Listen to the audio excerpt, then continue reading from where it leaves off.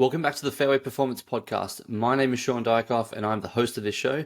And my aim for this podcast is to help you with your best asset on the golf course, which is, of course, your body. Now, in today's episode, it's coming into golf season for a lot of my clients up in the Northeast of the US, over in the UK, and up into Canada as well. And for all of those guys, they're starting to ask me the questions about what sort of things should they do in their warm-ups, and we're starting to build out some individualized warm-up plans for them in conjunction with their daily mobility routines. And I wanted to highlight to you guys on the podcast what thought process is going behind that and just why warm-ups are really important. Now, I get it. Most golfers will rock up to the golf course, they'll pull the clubs out of the back, they'll run to the first tee, pay the marshal, pay whoever it is, get in the golf cart, walk to the tee, whatever it might be, have a few swings, maybe get two clubs out, swing two clubs, and do 5 to 10 reps, and then maybe a couple left-handed or right-handed, vice versa, opposite side swings, and then, try and go out there on the golf course and perform and expect to perform at their true potential. Now, this couldn't be further than from what you're actually going to do to achieve your true potential on the golf course. So in order to improve your performance on the course, we're going to have to go through some sort of structured warm-up. And when I say structured, don't have alarm bells in your head thinking, I've got to have this like massive structure. I've got to get there like 30, 40 minutes before. It's got to be so much work, blah, blah, blah. It actually needs to be only 5 to 10 minutes. And there's many studies which cite 5 to 10 minute warm-ups, which have significant improvements for golfers on course performance and then their feelings of performing well. And we can just do some targeted exercises. And I'll go through in this episode how we come up with those targeted exercises and what things should go into that, or the thought process that should go into that. And then also just some stats and some data just to show you and highlight the importance of these warm-ups. So one study I read found an 8 to 12% improvement in driving distance for senior golfers who completed a warm-up post-round, and the added benefit was improved feeling of flexibility and mobility throughout the round from a simple 5 to 10 minute warm-up. The next was adult golfers. So this is golfers from 30 to 60 years old who were studied to do the TPI screening, then do a warm-up, and then do the TPI screening again.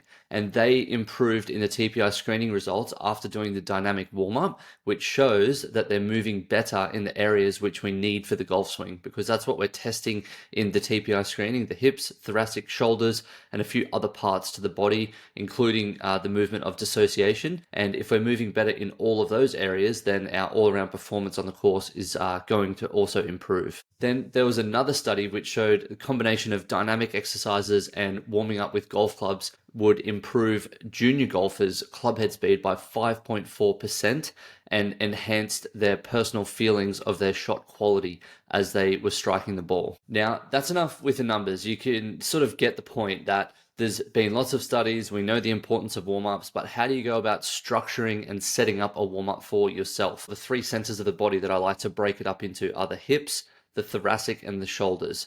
Now, if you have absolutely no idea of what to do when you get to the course and think about a warm-up, then if we hit each of those 3 areas, the hips, thoracic, and shoulders, then you're going to be moving in the right direction. Now, what do we need to do in order to warm those areas up? Now, we don't want to do static stretching. Static stretching is something like, folding forwards and stretching your hamstrings and just touching your toes and holding that position. What we want to be doing is a dynamic movement. So taking the body through the ranges of motion in which either in line with the golf swing or exceed the demands of the golf swing, and doing it in a dynamic fashion. So a dynamic fashion is, like rocking side to side or moving forwards and backwards, folding forwards, standing back up, doing this in a dynamic fashion, maybe kicking the leg up in front of you with a straight arm trying to kick your hand. So things like this where we're increasing muscle length, and what we're trying to do is heat the muscle up, promote blood flow, and take it through the ranges or exceed the ranges of motion which we need for the golf swing when we actually go out onto the course. Now, what are some simple exercises that you can do for all of these 3 areas? Now, it's really hard to show you in a podcast episode like this. So what I'm going to do is, if you send me a message on Instagram, my Instagram name is Sean, SHAUN.Dykoff. That's DIACHKOFF. If you send me a message on there just with the word mobility, I'm going to shoot back a few mobility exercises, which are ones that are the most common that I program for clients in this situation. So with this in mind, what are a couple of exercises we can do for the hips? So internal and external rotation of the hips are the two keys, or the two most important pieces to moving the hips. Now, internal rotation is when, if you are picturing this, so think of yourself standing there on the golf course on the tee, and you're completing your downswing, and you are turning into, if you're a right-handed golfer, you're turning into your left hip. So that's called internal rotation for that left hip. So if we're not rotating in that fashion, we're not going to be able to complete our swing. We're also not going to be able to initiate our swing and turn into our trail hip, because internal rotation, when we initiate the backswing, is internal rotation. So we want to be moving well there. So obviously both ends of the spectrum. Obviously the other side of it, we're externally rotating the lead leg of our setup when we're turning into our backswing, because our trail leg is internally rotating. So rather than continue to explain it like that and bore you, you can see the importance of internal and external rotation of the hips. So a couple of simple exercises. The first one is the 90-90 hip switch. That's seated on your butt, feet out in front, and legs are at 90 degrees. And then you're just going to go side to side, 90-90 windshield wipers, or 90-90 hip switch. There's a few different names for this exercise, but essentially it's just rocking between internal and external rotation of the hips. And we can make it harder or easier by either laying back further to make it easier, so it's easier to rotate the hips, or to cramp the hips up more to sit upright as far as possible, and to take our hips through internal, external rotation like that. So it makes it really hard when we're sitting upright, and even harder when we're not leaning backwards and resting our hands on the floor. So that's the first one, is 90-90 hip switch. The second one that you can do for hips is a standing hip circle. So if you can imagine standing there, you're going to hold a golf club in your hand and just press down in front of you with the golf club.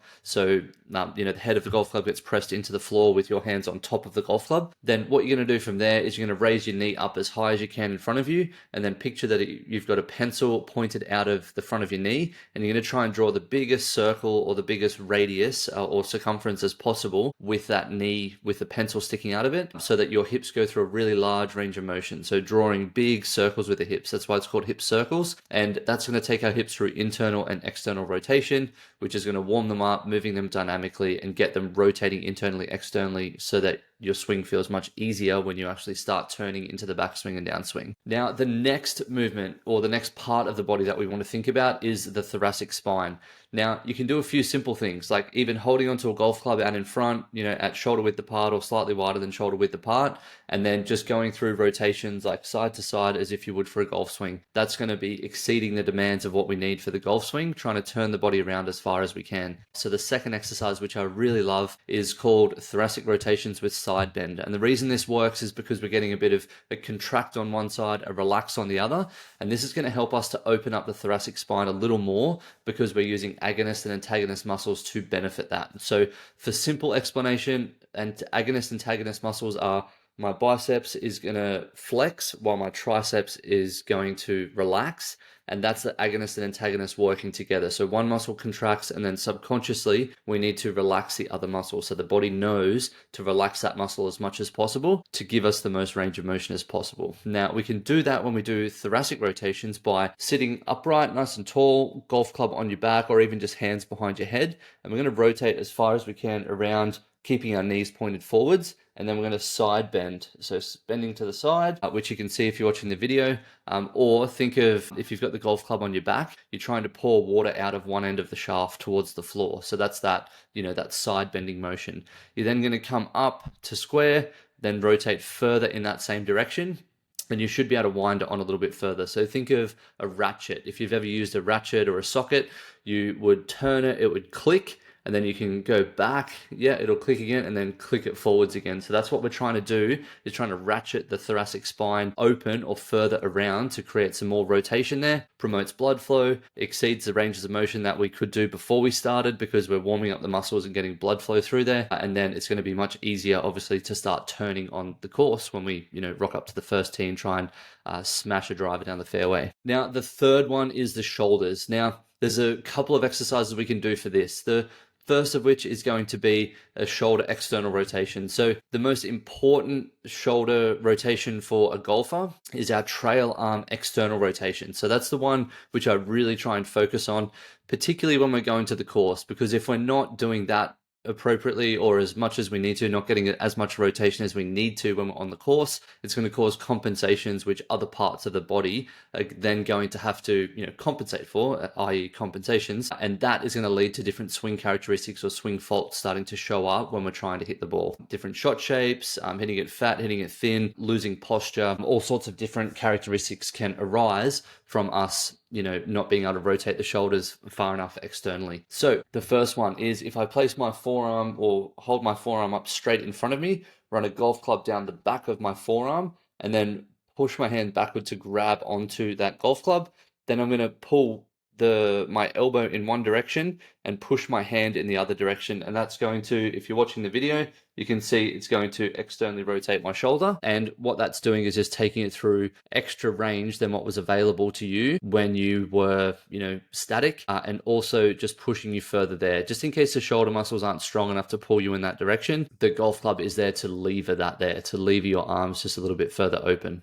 Okay, another one that we can do is if you simply place the palms of your hands together and your forearms together, or try and get your forearms together, and then you're going to try and push your right hand away. So thinking of a right-handed golfer here, you're going to try and push your right hand away as hard as possible with your left hand, and the right hand's just going to be fighting it. And then we're going to push our hand over further with the elbow in front, pushing it further over, and then fighting it again, pushing it over. And it really helps to watch the video, obviously, for this one. So if you are listening on Spotify or Apple Podcasts, you might potentially either want to check out Instagram, because this will probably be a little clip on there, or you want to jump onto YouTube and watch the video at this point in time to see that little shoulder one there. But essentially, we're trying to take the shoulders through a little bit of external rotation there with that one. So that's the three areas of the body. So we've covered off the hips, we've covered off the thoracic, and we've covered off the shoulders. Now, everyone always asks, or like one of the most common questions that comes up is how many sets, how many reps, what should I do, all of this type of thing. Now, for the perfect world, or in a perfect scenario, then someone would get to the course, 30 to 60 minutes prior. They would go through, some mobility exercises. They would do the specific warm-up that I've just mentioned there. They would do 3 sets of 5 to 10 reps per body part or per muscle group, whatever it might be. And then from there, they would then go start hitting balls, doing all the things that they need to drill-wise for their swing and practicing different feels and whatever else. Practice some chipping, practice some putting, and then go out on the golf course. Now, I know we don't all live in this fairy fantasy world, and most of the time people are rocking up. They've got maybe 15 to 20 minutes to then, pay the timekeeper or marshal or pro, whoever it is that they're paying for the comp, or checking in with the pro shop, and then walking to the tee. They've got to, get some water, go to the toilet, do all the other things. They've got maybe 5 to 10 minutes left at the end of all of that to fit in something and some putting or some hitting of golf balls. So the way that I would structure that is you're going to save so many more shots by doing this warm up and hitting some balls into a net, as opposed to doing some putting. Now, you can lose far more strokes on the golf course by hitting a ball out of bounds, by hitting them sideways, hitting it into the water, topping it off the tee, poor contact, all of these different types of things. Getting to the green is the first battle, and that's the one where you're going to gain the most strokes in a round. You can go through a round and have, 2 putts and 3 putts on every hole, and if you're hitting greens, then you're going to be fine. You're not going to shoot too many over par. It's going to be an okay round. But if you're constantly having to chip out from trees, drop for penalty strokes, all of this type of thing, it's going to be a real problem for you. So just dialing in this is going to be the first part. So the best way to warm up, if you've got those 5 to 10 minutes, you've got a net and you've got a range or range, then what I would do is I would run through these exercises. So 1 for the hips, 1 for the thoracic, 1 for the shoulders. I'd do 5 to 10 reps of it for 1 round, then hit a few balls, hit something 50 yards, just some chip shots, pitching wedge, chip it 50, 60 yards, aiming for a little can or a target, 5 to 10 balls. Then you're going to do another round of the warm up. This time, do it a little bit, put a bit more effort into it. So trying to move a little bit further, trying to, rotate the body further, or move with a little bit more intent, dynamic effort. Then you're going to go and hit balls, 80 to 100 or 120 yards. Again, just like half swings, chipping the ball, just trying to hit a little target out there, trying to get some target practice in. Then you're going to do another round of the warm ups. This is the third round of the warm up. At this point in time, you should start to move a lot more freely. So you should be opening the body up more, should be moving a little faster, should be like maybe even a tiny little bit out of breath. Maybe not out of breath, but like your breathing rate will increase and your heart rate has increased by this time. Then we're going to go and hit some maybe 150-yard shots. Again, just like sort of little chippy ones for 5 to 10 shots. Like for me personally, I'll get a 5-iron out and I'll just like sort of chip it, 150 yards. It's not it's probably half the distance, or not half the distance, maybe like 2/3 of the distance that I can hit a 5-iron. But again, I'm just trying to chip it. I'm just trying to hit down on it, trying to make good contact, trying to make sure that I'm turning the body. I'm focusing on a couple of swing thoughts that I have when I'm standing over the ball and trying to think of. Once I've hit 5 to 10 balls there, then I should feel ready and pretty raring to go to hit some full swings with like 5, 6, 7, 8, 9-iron or whatever. Then work my way down into driver. If I've got say like 20 or 30 balls, I'm hitting like 4 to 5 of each of those clubs and working my way up. That to me is a really ideal warm-up for someone who's like really time strapped, doesn't take a whole lot of time, 10 minutes at the most, like 15 minutes max, and you're going to hit all the right areas. You're getting some contact with the ball. If you've got some spare time, obviously you can go over, do some putting, and then rip out onto the course and go for it. But at least it's going to set your body up in a really good position to be warmed up, feeling flexible. You're going to have increased your speed by doing this, because the body has been through a dynamic warm-up, and we know that it increases club head speed X number of %, and then we're going to feel much better on the golf course and probably not injure ourselves either. So hopefully this loose structure and loose layout of the warm-up and how to go about it and how to approach it, the things to be thinking about, is all pretty clear to you, and you can go and sort of piece one together by yourself. If piecing together is not your style and you would prefer to talk to me about getting something written up one-to-one, the best way to reach out to me and build out a warm-up, build out a program, build out something that's actually going to help you and target specifically the things that you need to work on. So every second you're spending doing this mobility work and strength work and conditioning work, is actually moving you in the right direction. The best way to contact me is on Instagram at Sean.Dykoff. There'll be links below. Chat to me there. Tell me what you want to work on. And then, we'll go through a discussion and maybe even jump on the phone to talk about this and go from there. The other way is to email me, Sean, SHAUN at fairwayperformance.com. And we'll start the conversation about how to help you with your golf game. But that's going to be the best way in order to know exactly what to work on for you, to perform a screening, to work out exactly what's going on with your body, with your swing, what shot shape you have. All of these different types of things can be taken into account, and we can work on a plan to obviously fix and address those issues. So hopefully you've gained a little bit of insight or a little bit of value from this episode, obviously with structuring the warm-up. And then, you can obviously contact me if you want to talk further about it and building out a program for you. The one thing that I ask, if you did gain some value from this episode, is to please either share it with a friend, give me a like on social media if you're watching this on there, or follow on iTunes or on Spotify. But yeah, share it with a friend or even share it on social media. The more people that listen, the more I want to record these episodes and the more I want to help golfers and get it into more ears of golfers out around the world to obviously help them with their games. Thank you for listening. I hope you enjoyed it, and I'll chat to you guys next week.